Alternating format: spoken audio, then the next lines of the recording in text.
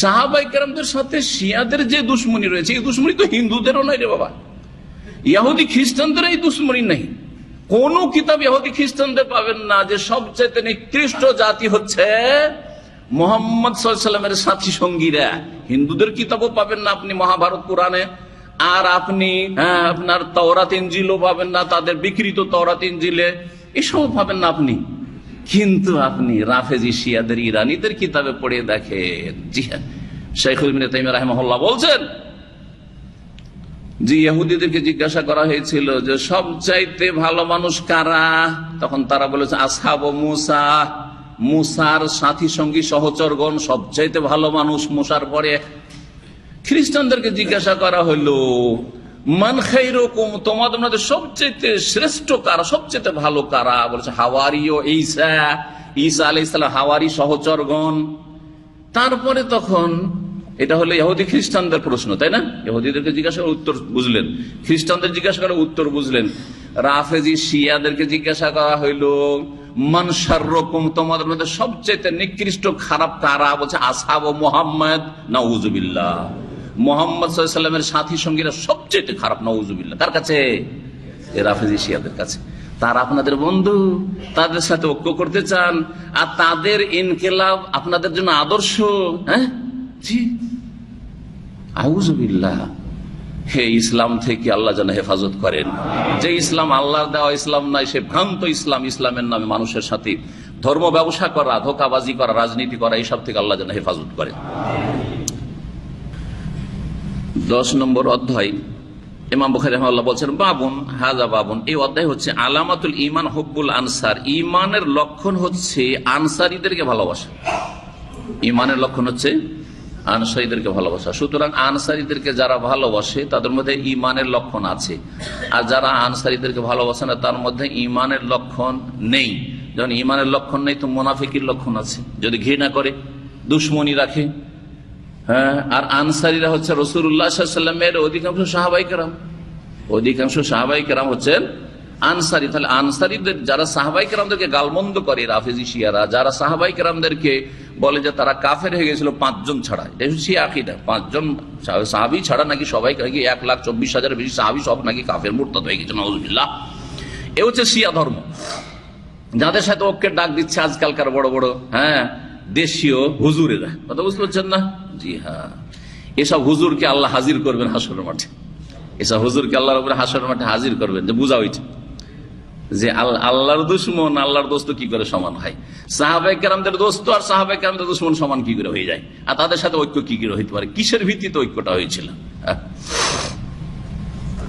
বলছেন আনাস রাদিয়াল্লাহু তাআলা আনহু যে নবী সাল্লাল্লাহু আলাইহি ওয়াসাল্লাম বলেছেন আয়াতুল ঈমান হুব্বুল আনসার, ঈমানের নিদর্শন হচ্ছে আনসারীদের ভালোবাসা। ওয়া আয়াতুন নিফাকি, আর কপটতা মুনাফিকের লক্ষণ হচ্ছে বুগদুল আনসার, আনসারীদের দুশমনী, আনসারীদের সাথে বিদ্বেষ রাখা। জি হ্যাঁ, এই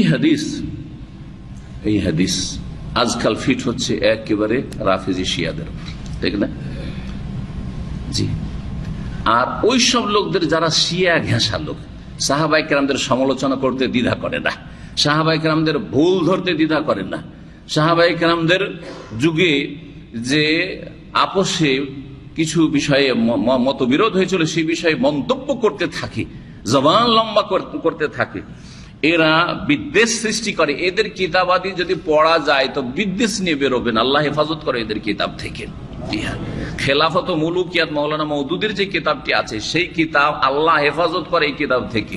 সৌদি আরবের বড় বড় ওলামারা শাইখ ইবনে বাজ রাহিমাহুল্লাহ বলেছেন এই কিতাবগুলিকে পুড়িয়ে দেওয়া ফরজ। কারণ কেউ যদি খেলাফত মুলুকিয়াত আমি পড়েছি আমার ছাত্র লাইফে, আল্লাহ হেফাজত করেছেন, কারণ আলহামদুলিল্লাহ জামে সালাফিয়া থেকে পড়েছিলাম, তো আমার সালাফি আকীদা মজবুত হওয়ার কারণে আল্লাহ রক্ষা করেছে। জি। আর তারপরে মদিনা ইউনিভার্সিটি পড়লাম। তো কথা হচ্ছে যে এই কিতাব যখন পড়ি তখন ভিতরে এমন একটা প্রতিক্রিয়া যে যেন এইসব মানুষ যে রুহানিয়াতের জগতে এদেরকে এত ভালো মানুষ, এত আল্লাহওয়ালা মানুষ, এত পরেজগার মানুষ, এরা জানমাল সবকিছুর কোরবানি করেছে, এই যে একটা ঈমান বা বিশ্বাস সাহাবায়ে কেরামদের সম্পর্কে শ্রদ্ধা, সেটা আপনার একবারে কি হয়ে যাবে, চুরমার হয়ে যাবে, আউযুবিল্লাহ। আর মুনাফিক হয়ে বেরিয়ে আসবেন, এই কিতাব পড়ে যখন বেরিয়ে আসবেন শেষ করবেন তখন মুনাফিক হয়ে বেরিয়ে আসবেন আপনি। জি, এগুলো হচ্ছে ইসলামের বড় খেদমত। আর এগুলো বলবেন যে ইসলামিক দল আর ইসলামের খিদমত করছে। আল্লাহ হেফাজত করে সব থেকে। এই নাম কার দেওয়া জানেন? আমাদের দেওয়া নয়, কিন্তু এটা কখনো হয়তো খেয়াল করেন না। আনসার আর মুহাজিরের বৈশিষ্ট্যগত নাম, কিন্তু এই নাম কে দিয়েছেন? স্বয়ং আল্লাহ দিয়েছেন। কত প্রিয় নাম যে আল্লাহ এই নামগুলি দিয়েছেন। আল্লাহ নাম দিয়েছেন। রাদিয়াল্লাহু আনহুম ওয়া রাদু আনহু, আল্লাহ রাজি হয়ে গেছেন ওদের ওপর, আর ওরাও আল্লাহর কাছে এত নিয়ামত পেয়েছে যে তা রাজি হয়ে গেছে। কিন্তু শিয়া রাফেজি আর শিয়া রাফেজি ঘাসারা রাজি হইতে পারলো না, এরা নারাজ হয়ে থাকলো। দেখলেন, আল্লাহ রাজি হয়ে যাচ্ছে কিন্তু এরা রাজি হইতে পারছেন না। কি গুমরাহি! এর চেয়ে বড় গুমরাহি কি হইতে পারে? জি, এই যে বর্তমান হুসি ইয়ামানের, এরা হচ্ছে সেই দল। জি হ্যাঁ, ঠিক ইরানের মতো। ইরান থেকে ট্রেনিং নিয়ে আসছে এরা, আর এরা সাহাবায়ে কেরামদেরকে গালমন্দ করছে।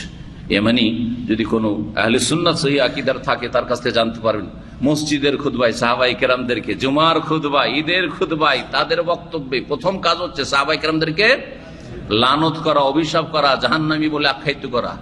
এই হচ্ছে তাদের ইসলাম। জি,